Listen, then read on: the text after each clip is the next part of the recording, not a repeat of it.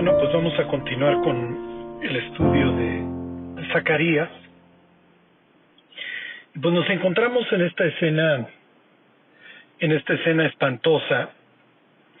Espantosa y no, porque como lo veremos, en la escena se procede a la remisión del pecado del sumo sacerdote, que obviamente pues está representado en estas ropas viles. La palabra en hebreo sería tzoa, que implica vómito, así se traduce en otros pasajes. Entonces, obviamente no es como el sumo sacerdote se quiere presentar delante de Dios, y está en severos problemas. Hemos visto que en la escena se encuentra el ángel de Jehová y se encuentra el adversario, se encuentra el Satán. Y obviamente el Satán es el oponente. Como les decía la semana pasada, no va a intentar engañar de ninguna manera a Dios. O sea, parte de la base del adversario, de que las acusaciones que plantee sobre las personas tienen que tener una base de realidad. En este caso, no hay absolutamente nada que decir a favor de Josué, porque sus ropas, recuerden, ¿no? ¿Se acuerdan de estas palabras del Éxodo? Harás para Aarón ropas para honra y hermosura, vestidos para honra y hermosura. Entonces sus ropas están representando toda esta situación de inmundicia. ¿Y qué es lo que nos está recordando? Nos está recordando todo el fracaso de los sacerdotes durante la monarquía, que eventualmente llevaron al exilio, ¿ok? Recuerden y piensen en palabras de Jeremías, piensen en palabras del poeta en el libro de Lamentaciones en contra de los sacerdotes, en donde se presentan los sacerdotes realmente en complicidad con los falsos profetas, haciendo un desastre. Y como lo veíamos la semana pasada, los sacerdotes tenían dentro de sus obligaciones la de enseñar al pueblo la ley, y obviamente es lo último que se dedicaron a enseñar. Y si recuerdan, en el contexto histórico, los judíos del sur, el reino del sur, libra ¿cómo les diré?, una masacre a manos de los asirios, por la vida de grandes hombres de Dios, como lo eran Ezequías, como lo eran miembros de su corte, como lo era el propio Isaías. Entonces, a Ezequías se le prometen 15 años más de vida, se le promete que no va a sufrir la invasión asiria, con todo lo que implicaba un sitio asirio en aquella época. Y años más tarde asciende al trono otro rey, que se llama Josías. De ambos reyes se dice que nunca hubo ninguno como ellos, ni antes ni después. En cuanto a Ezequías, se dice que no hubo ninguno como él, que se convirtiese al Señor de todo su corazón. Y en cuanto a Josías, que se convirtiese a la ley. Entonces, la idea de Josías es que en la ley está la respuesta para la vida del hombre. Es lo que diría Pablo en la carta a los Romanos en el capítulo 2. O sea, tú eres el instructor de la ley, crees que en la ley tienes la ciencia, tienes el conocimiento de Dios. Y así lo ve obviamente el rey Ezequías, y así lo ve obviamente años más tarde el rey Josías, que se encuentra con la ley y lejos de endurecerse, su corazón se vuelve a Dios. La palabra que se usa por parte de la profetisa Hulda, ¿se acuerdan? Es: tu corazón, lejos de endurecerse, se enterneció. Ok, pero muere Josías, y con él muere cualquier intento de reformar la conducta. Y no tanto la conducta, acuérdense que Dios no cambia lo que hacemos, Dios cambia lo que creemos.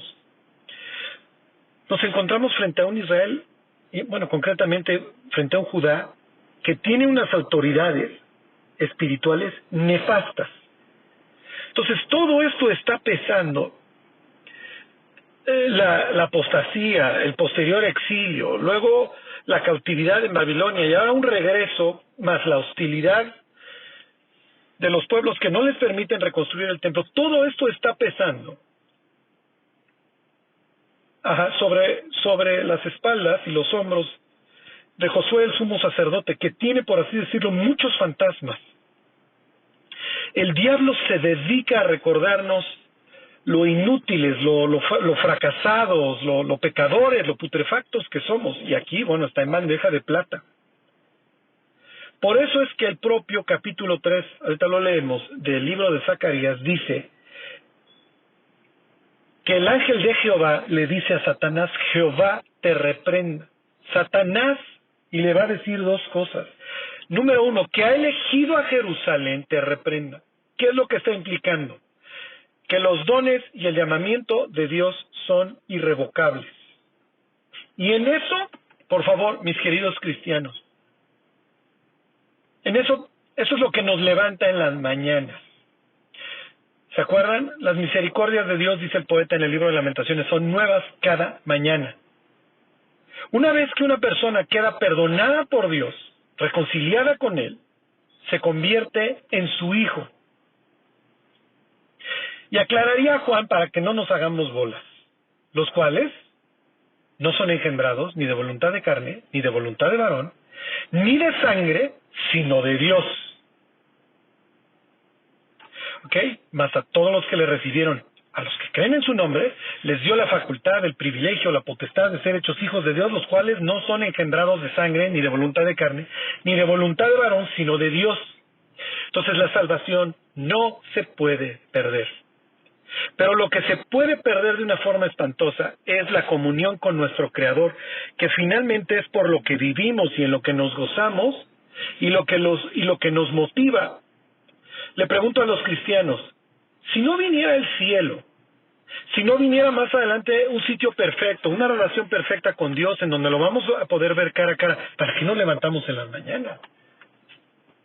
O sea, los cristianos podemos tener muchas cosas por las cuales nos levantamos en la mañana, pero la principal es la eternidad. O sea, vamos a una eternidad. Por eso es que llevamos una vida lo más correcta posible. Por eso es que oramos por nuestros hijos y queremos que también nuestros hijos conozcan a Dios. Porque tenemos una esperanza. Entonces el ángel de Jehová, el intercesor, le dice a Satanás: Jehová te reprenda. Entonces Jehová dijo a Satanás: Jehová te reprenda. Obviamente, de pasajes como estos, los judíos entendían perfectamente que había dos potestades en el cielo. ¿Ok? Entonces tienes a Jehová y tienes a Jehová. ¿Ok? Por ejemplo, en el Éxodo Dios le dice a Moisés que nadie verá su rostro y vivirá. Sí, pero en el capítulo 24 nos dice que comieron con Dios y vieron su rostro. Entonces ya me perdí. Y los papás de Sansón dicen: no, vamos a morir porque hemos visto a Dios. Le dice el papá de Sansón a la esposa: si Dios quisiera matarnos, ya nos hubiera matado. O sea, les queda claro, lo mismo que a Gedeón, que el que ve al ángel de Jehová, ve a Jehová. ¿Ok? Entonces tenían esta idea perfectamente clara de que había dos potestades en el cielo. Por eso, cuando el Evangelio de Juan nos dice que en el principio era el Verbo, y el Verbo estaba con Dios, y el Verbo era Dios, Juan no está escribiendo nada que los judíos no supieran o entendieran. Les queda perfectamente claro que hay dos potestades. ¿Les queda claro el Espíritu Santo? Sí, por el capítulo 1 del Génesis, sí por algunos versículos al final del libro de Isaías, sí les queda claro. ¿Ok? Pero dos personas que son Dios les quedan perfectamente claro. Oye, Charlie, pero es que los judíos que yo conozco recitan el Shema todos los días y dicen: oye, Israel, el Señor tu Dios, el Señor uno es, y entonces se enojan de que nosotros creemos en Dios. Ellos también creen en dos. Lo que pasa es que después de Cristo hubo todo un control de daños, porque Jesús andaba por las calles de Jerusalén diciendo e implicando que era Dios. Leanse el capítulo 5 del Evangelio de Marcos o el capítulo 8 del Evangelio de Lucas. Son las mismas historias en donde Jesús se presenta como Dios. ¿Ok? Tiene potestad sobre las tinieblas, sobre los mares, sobre la muerte y sobre la separación. ¿Ok? Bueno, entonces Jehová le dijo a Satán: Jehová te reprenda. Jehová, que ha elegido a Jerusalén, te reprenda. ¿Ok? Dios eligió a Jerusalén, y el capítulo 31 del libro de Jeremías dice que Si algún día no sale el sol, entonces Dios no va a ser fiel a su pacto con los judíos. Y el sol sigue saliendo. Digo, falta que los judíos quieran alinearse al pacto y volverse a someter a Dios. Y no solamente, diría Jeremías, al antiguo, ese ya quedó a un lado, no funcionó, es lo que aclara el propio Jeremías 31, sino un nuevo pacto, ¿ok? Grabado en los corazones de todas aquellas personas que se afilian o que se sujetan a este nuevo pacto. ¿Ok? Eso dice el capítulo 31. Ok, entonces irrevocables son los dones y el llamamiento de Dios, y entonces le dice Jesús, o el ángel de Jehová, o el renuevo. Y esto es increíble, o la piedra. Y me adelanto tantito, yo espero que muchos ya conozcan capítulos 3 y 4 de Zacarías. Capítulo 3 va a hacer referencia a una piedra que tiene 7 ojos. ¿Ok? Y va a hacer referencia también el libro de Zacarías a un renuevo. Entonces cuando Jesús le dice a los discípulos, oigan, ustedes fueron tardos en creer que los profetas predecían mi resurrección, bueno, mucho de su resurrección, digo, no es el único pasaje que habla de eso, de un retoño, de un renuevo, que se taló el árbol y brotó un renuevo. Entonces el capítulo 3 y 4 del libro de Zacarías, lo mismo que el 9, son, por así decirlo, son cristocéntricos, apuntan perfectamente al Mesías y a lo que el Mesías vendría a hacer y su misión principal. ¿Ok? Y ahorita lo vemos. Todo va a revolver variaciones sobre un mismo tema, a la comunión con Dios. Por eso, como la comunión se interrumpió gracias a la apostasía, la caída y el posterior exilio, lo que Dios está implicando aquí, al quitar estas ropas sucias de Josué, es que lo está restaurando, lo está regresando. Y no hay nada más increíble en la Biblia que la restauración. Dice Santiago que si alguno de vosotros, está hablando a los creyentes, se ha extraviado del camino, sepa que el que haga volver al pecador del error de su camino, salvará un alma de muerte y cubrirá multitud de pecados. Dios está esperando a sus hijos pródigos a que regresen. Y hay hijos de Dios que han caído en aberraciones espantosas, es natural. Una vez que el Hijo de Dios se separa de él, y no me refiero a una separación eterna, ya no juego contigo, piensen en Saúl, piensen en Demas, piensen en el propio Marcos. Una vez piensen en David, que se tiene a bien aventarse 9 meses sin poder alzar los ojos al cielo. Una vez que el Hijo de Dios decide regresar, Dios lo está esperando. ¿Ok? Cuando pecamos, lo primero que hace el diablo es acusarnos. Y lo primero que hace el Espíritu Santo es llevarnos a una convicción de pecado. ¿Para qué? Para que confesemos nuestros pecados delante del Padre y Cristo pueda, por así decirlo, abogar nuestra causa, que implica decir, yo morí por Él y por estos pecados de los cuales hoy se le acusa. Y que nuestra relación con Dios se restaure inmediatamente. Hace poquito tiempo predicaba yo acerca de Génesis 3 y mencionaba estas palabras de Génesis 3:8. ¿Se acuerdan? Que Dios salió a pasearse al aire de la tarde. O sea, no pudiera ser más gráfico. ¿Qué está implicando Dios? ¿Qué está diciendo el pasaje? Que es el momento de tener comunión con Adán y Eva. Los puse en el Edén, los bendije, les proveí de todas sus necesidades, los coloqué en un jardín. El jardín tiene un río que se reparte en 4 brazos. Este sitio es increíble. Y voy a compartir con ellos. Para eso los creé, para tener comunión con ellos, para llevarme con ellos. Sí, pero resulta que ya no se los encontró. Ahora estos están escondiéndose y llenos de miedo. Y Adán dice unas palabras espantosas. Es que oí tu voz en el huerto y tuve miedo y me escondí. ¿Cuántos hijos de Dios, igual que Adán, que algún día se gozaron en la voz de Dios, no podían esperar a memorizarse el siguiente versículo, a testificarle al amigo algún día por algún pecado, dejaron de voltear al cielo. El diablo los engañó y los acusó y vino con estas palabras que todos los cristianos hemos escuchado de parte de Lucifer. Ay, te las das de hijo de Dios. Si la gente supiera. ¿Cómo te va a querer Dios? Mira lo que haces y eres su hijo. Y en sus narices lo traicionas. No acabas de cantar, no acabas de orar con lágrimas en los ojos y ya estás fallándole. ¿Cuántas personas no dicen, no, pues hoy no voy a confesar mis faltas hasta que haya nuevamente una reunión y pues ya? Esto es lo que dice el Apocalipsis que hace Lucifer. Nos acusa delante de Dios.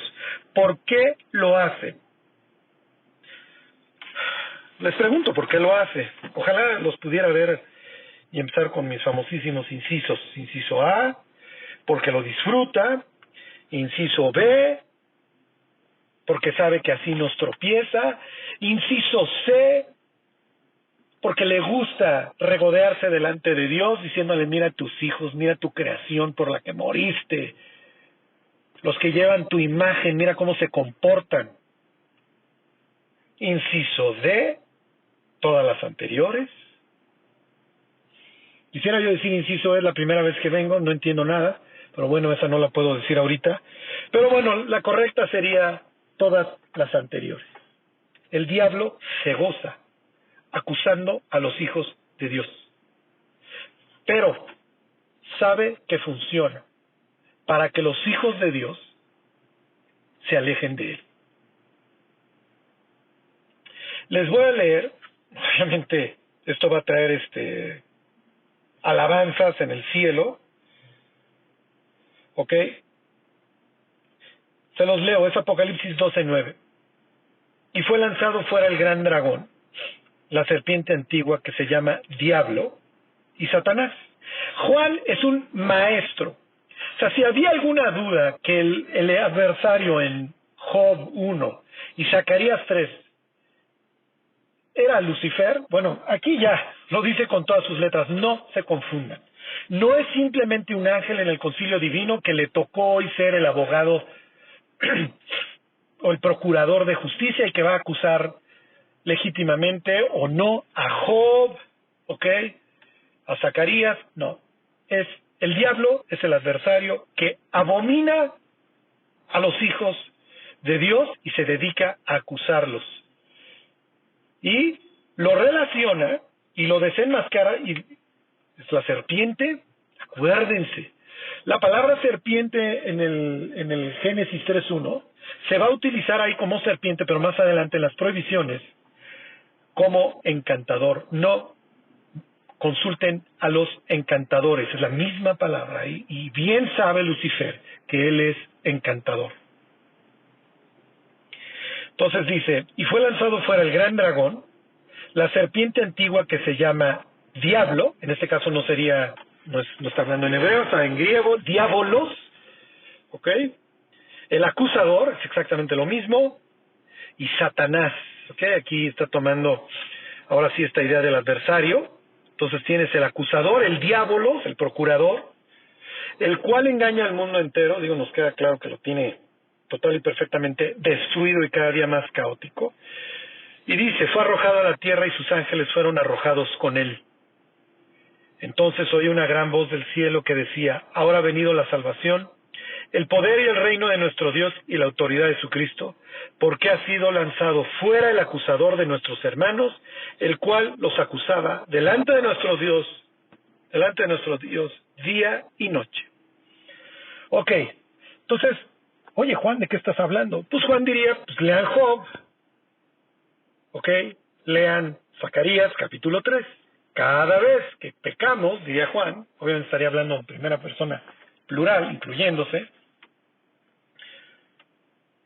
el diablo va y le saca el pecho a Dios, le hace un relato de todo lo que hacemos y nos lo restrega en la cara.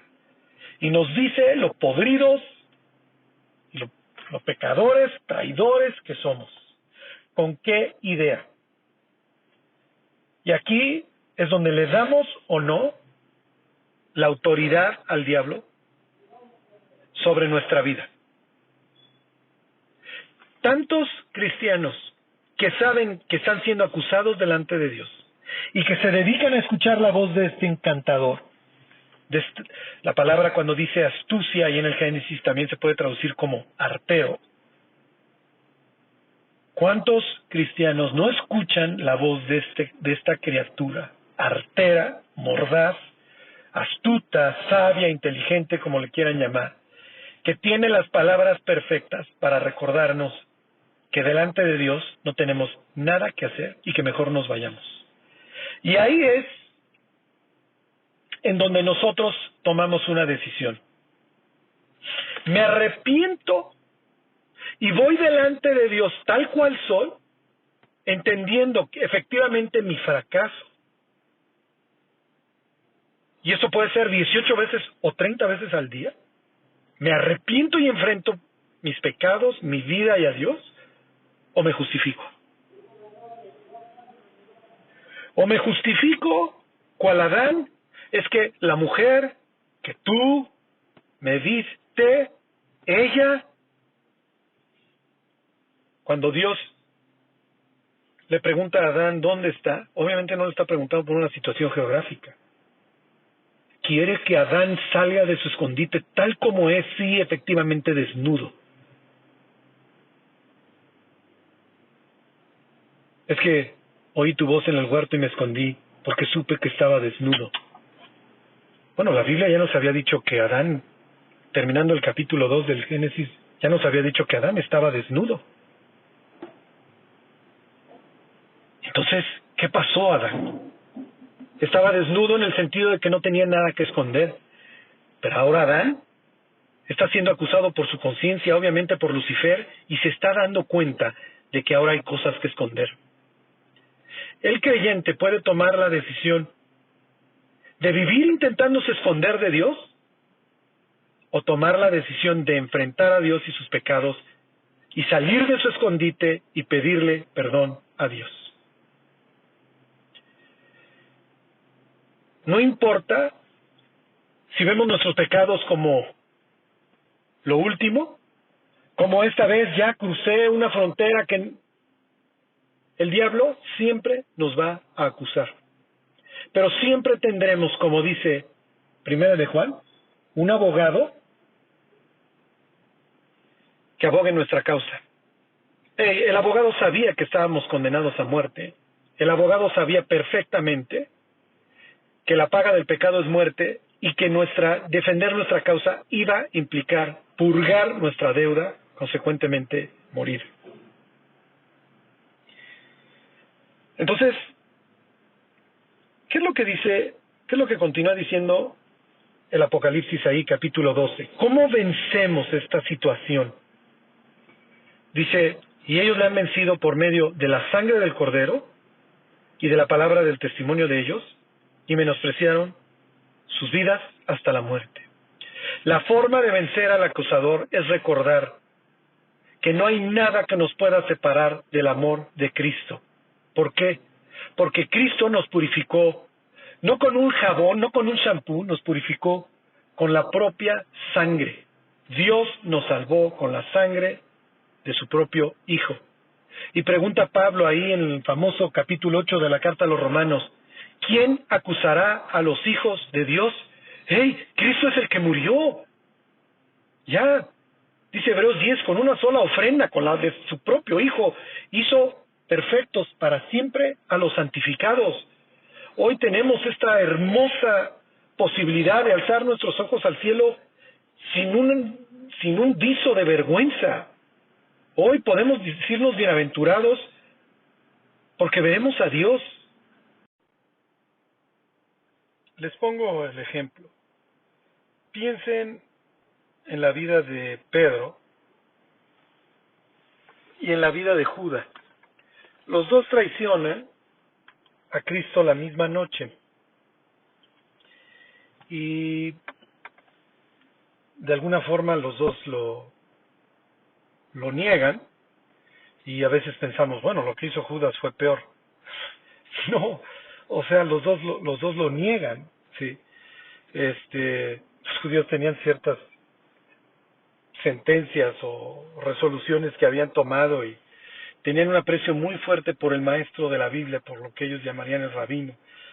Y por ejemplo tenían que si un día secuestraban a tu papá y a tu maestro, al rabino, que fueras primero a recoger al rabino porque uno te había traído a la vida terrenal y el otro te había introducido en la vida eterna. Y pensamos a veces que lo que hizo Judas fue definitivo, de ninguna manera.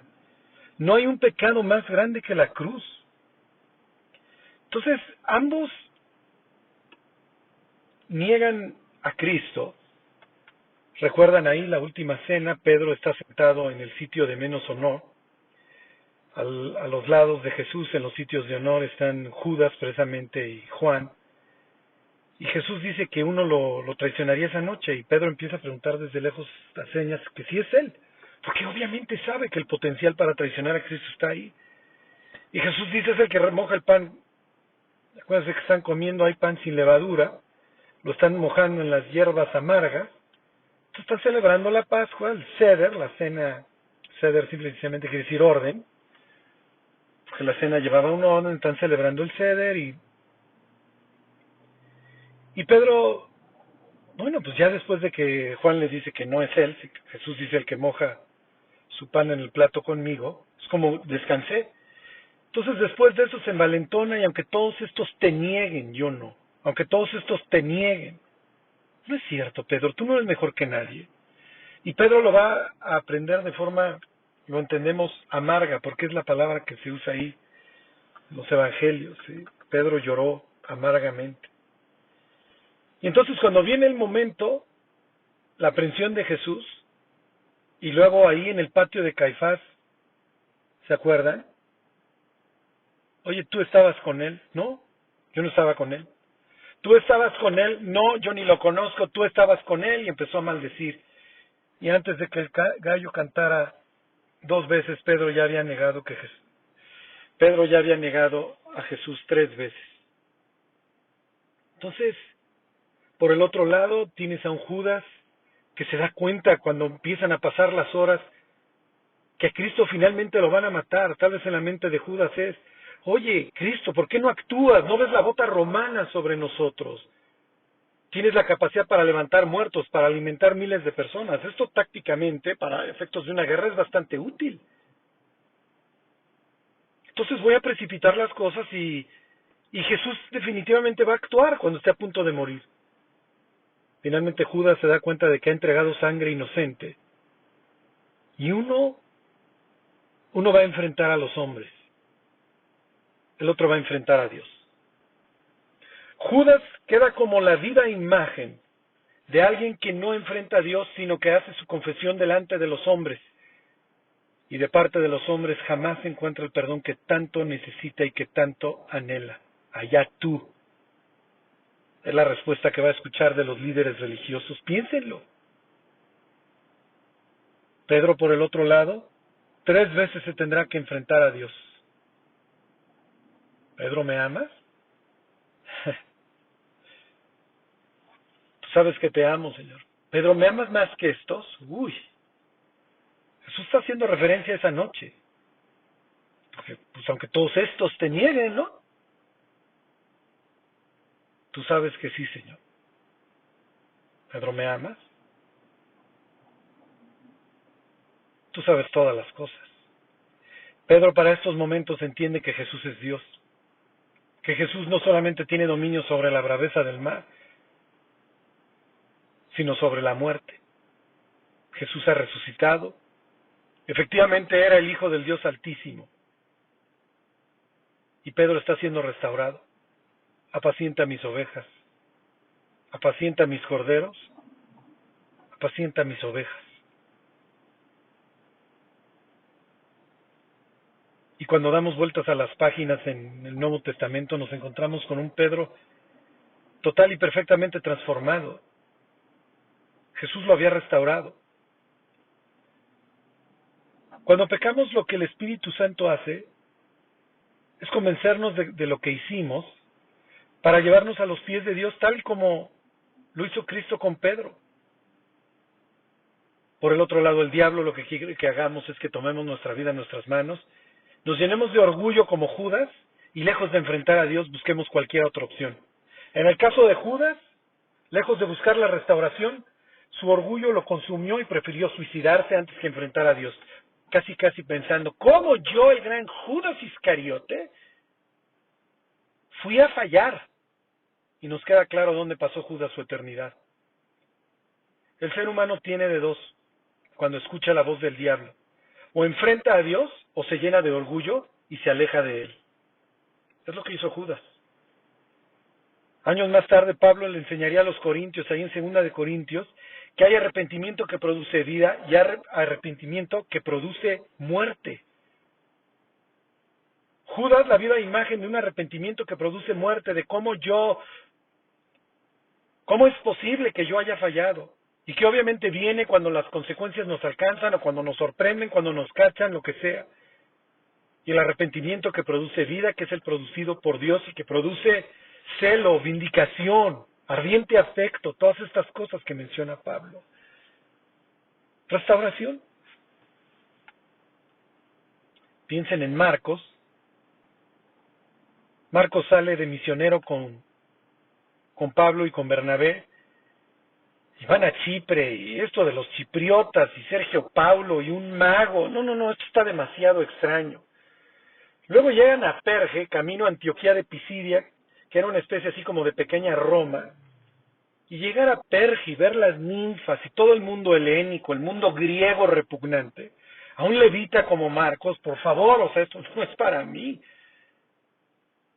Y Marcos sale corriendo y los abandona. Y años más tarde le dice Pablo a Bernabé, vámonos a recorrer las iglesias que fuimos fundando. Y Bernabé quiere llevar al primo, quiere llevar a Marcos. Y Pablo dice, oye, yo no voy a llevar a una persona que a medio camino nos va a dejar tirados. Con todo lo que ello implica, con todos los peligros, o sea, nos quieren matar en cada ciudad a la que entramos, ¿se acuerdan? Pablo, sitio al que llega, tiene que preguntar por 2 lugares, la sinagoga y la cárcel. Con todo lo que ello implica, la seriedad, y Pablo dice, no, yo no me llevo a Marcos. Hasta cierto punto Pablo, obviamente en ese momento, considera a Marcos un inútil o alguien digno de desconfianza. Por lo menos un inútil. Y es tal el desacuerdo, ¿se acuerdan?, que tienen Pablo y Bernabé. Y me imagino que pelearse con Bernabé era bastante difícil porque la Biblia lo presenta, es un tipo bastante, pues pensaríamos buena gente, bonachón, es el levita que vendió su terreno y lo puso a los pies de los apóstoles y le llaman el hijo de consolación. Pero bueno, fue tal su desacuerdo que Bernabé toma a Marcos y se va de nuevo a Chipre, y Pablo toma a Silas y se va a lo que hoy es Turquía. Y años más tarde nos encontramos a Marcos en la segunda carta a Timoteo. ¿Y qué es lo que dice Pablo? Tráete a Marcos porque me es útil para el ministerio. La vida de Marcos había dado un vuelco no solamente delante de los ojos de Pablo, sino delante de los ojos de Dios. Y queda ahí grabado en la Escritura que Marcos tiene una característica: es útil. Oh, sí. Dios puede restaurar cualquier vida para su servicio. Dios puede restaurar a David, a Marcos, a Pedro, a la persona que se acerque tal y como es. Muchas veces, sí, efectivamente, con los arañones, con las mordidas, con las lesiones que creo que dejó el lobo. Ese era el caso de David. David pasa meses y tiene que ser enfrentado por Natán, y tiene que enfrentar la primera de las muertes de sus hijos, porque vendrán más a raíz de sus pecados. Pero ahí nos cuenta el segundo libro de Samuel, que después de que David confiesa sus faltas, eventualmente va al norte, conquista a los amonitas y se pone una corona sobre su cabeza. Oye, pero David se volvió un asesino y un adúltero, ¿sí? Sí lo fue. Y le costó carísimo. Y fue la peor decisión que pudo haber tomado en su vida, y la sufrió. Y la Biblia nos lo presenta echando de gritos: Absalón, hijo mío, Absalón, ¿quién me hubiera dado que hubiera yo muerto en tu lugar? Obviamente no está pensando en este día. Está pensando en el desgraciado día que se asomó por esa ventana y vio a Betsabé desnuda.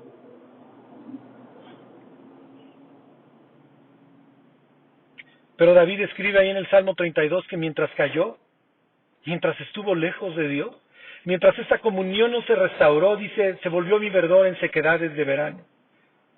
Se consumieron sus huesos en su gemir todo el día, hasta el día en que dijo: confesaré mis transgresiones al Señor. Y dice: y tú perdonaste la maldad de mi pecado.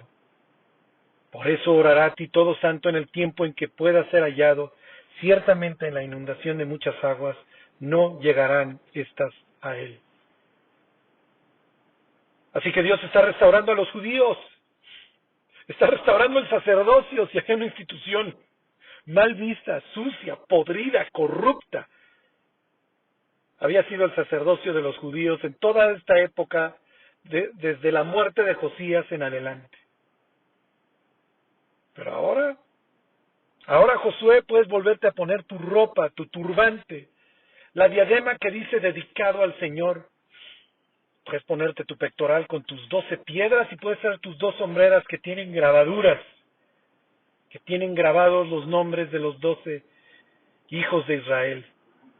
Las misericordias de Dios, decía el poeta, eran nuevas cada mañana. Y como decía Salomón, más vale perro vivo que león muerto, porque hay esperanza para aquel que está todavía entre los vivientes. Y ahí está Josué. Josué moviéndose no solamente entre los vivientes, sino ahora también en el consejo divino, ha sido invitado y está entre los asistentes. Dios le está devolviendo todo a su pueblo. Y no solamente le está devolviendo su tierra, hasta cierto punto, con sufrimiento. La soberanía no, eso nos queda claro, pero le está te devuelvo tu tierra, vuelve a habitar aquí, te devuelvo tu templo. Y a los sacerdotes les devuelvo su honor. Ya, déjense de estar flagelando. ¿Quién condenará a los hijos de Dios? Cristo es el que murió. ¿Quién nos podrá separar del amor de Dios? Cristo es el que murió y resucitó. Finalmente, las palabras para Josué y para los judíos que regresan es: Dios tuvo misericordia, Dios los arrebató del incendio. Les leo Zacarías 3:2. Y dijo Jehová a Satanás: Jehová te reprenda, oh Satanás, Jehová que ha escogido a Jerusalén te reprenda. ¿No es este un tizón arrebatado del incendio? Pedro es un tizón arrebatado del incendio. Cada uno de nosotros. Josué, el sumo sacerdote. David. Marcos. Cada uno de nosotros que nos dirigimos a Dios cada vez que pecamos y le pedimos perdón. Sí, llegamos delante de Dios sucios, con nuestras ropas viles. Se los leo. Zacarías 3:3. Y Josué estaba vestido de vestiduras viles y estaba delante del ángel. Pero es ahí donde queremos estar. Es ahí donde queremos estar a pesar de nuestros pecados, a pesar de nuestros problemas, delante de Dios. Y así como cuando regresa el hijo pródigo, manda cambiar los vestidos y poner el anillo, tenemos una imagen exactamente igual aquí en el cielo. Y habló el ángel y mandó a los que estaban delante de él: quitarle estas vestiduras viles. Ahí está, te restauro. Ahí están tus vestiduras limpias para honra y hermosura. Sé feliz, Josué. Camina conmigo. Para eso te creé, para que nos llevemos. Oye, Dios, es que yo soy de lo peor. A veces pensamos y vamos por la vida como si Dios no lo supiera.